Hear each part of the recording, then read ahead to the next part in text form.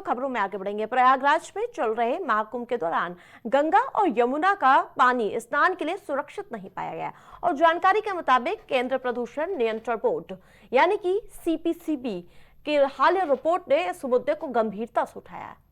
Report में बताया गया है कि कई स्थानों पर फीकल कॉलीफॉर्म का स्तर काफी अधिक बढ़ चुका है और एनजीटी की रिपोर्ट के मुताबिक महाकुंभ मेले के दौरान लाखों श्रद्धालु त्रिवेणी संगम पर स्नान करने लगातार आ रहे हैं और ऐसे में स्वच्छता अत्यंत महत्वपूर्ण बन जाती है। सीपीसीबी की रिपोर्ट में जो आपको बता दें कि ये बताया गया है कि जल में फीकल कॉलीफॉर्म की मात्रा 100 मिलीमीटर यूनिट से ज्यादा आ रही है।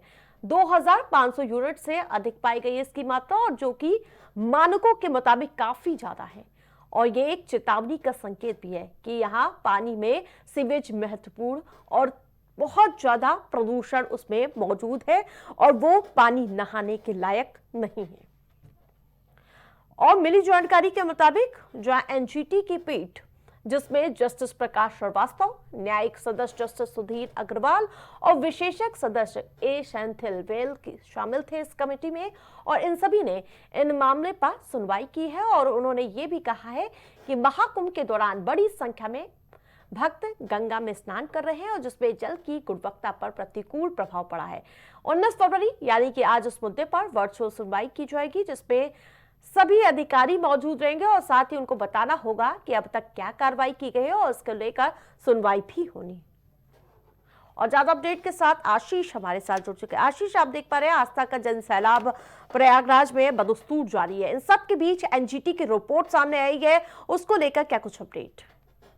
अगर की बात किया जाए तो जिस तरीके से महाकुंभ में तमाम श्रद्धालु पहुंच रहे हैं, रोजाना पहुंच रहे हैं, तो लाखों करोड़ श्रद्धालु जिस तरीके से संगम में आस्था की डुबकी लगाते आ रहे, तो कहीं ना कहीं एक ये भी सामने मामला आया था कि जिस तरीके से जो गंगा का जल है वो कहीं ना कहीं प्रदूषित हो रहा है।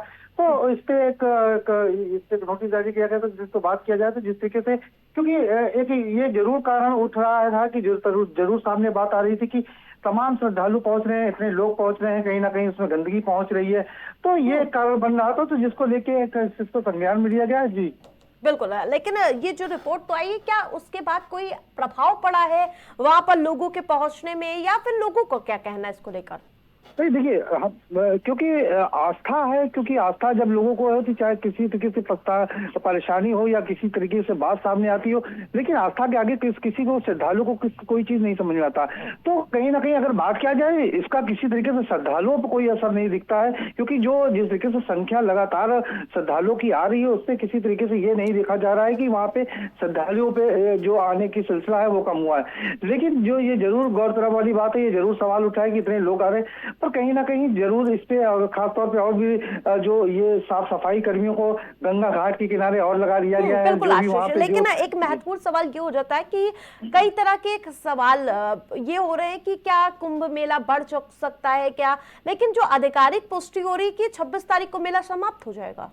निश्चित तौर पर देखिए आरती, अगर बात करें तो कई ऐसे सोशल मीडिया पे वायरल हो रहे थे ऐसे वीडियो की जिसमें ये बताया जा रहा था कि जिस तरीके से 26 तारीख को लास्ट जो महाशिवरात्रि पर्व है, लेकिन वो लास्ट ना होके 10 तारीख तक मेला को बढ़ाया गया है। तो ऐसी खबरें बहुत तेज वायरल हो रही थी। इस पे संज्ञान लेते हुए डीएम ने जरूर इस पे संज्ञान लिया और साथ साथ और उन्होंने इस पे अपना वक्तव्य रखा। उन्होंने कहा कि ऐसा कोई ऐसा शासन प्रशासन की तरफ से ऐसा कोई फरमान नहीं जारी हुआ जिसपे 10 दिन को मेला बढ़ाया गया। इससे जो भी अफवाहें हो रही है इस पर संज्ञान में लिया जा रहा है, इसमें सख्त कार्रवाई की जा रही है। ऐसे तमाम जिस तरीके से अफवाहें उड़ाई जा रही थी, कभी जैसे पूरे स्टेशनों को बंद कर दिया जाता है, ऐसी भी अफवाह उड़ने को मिली।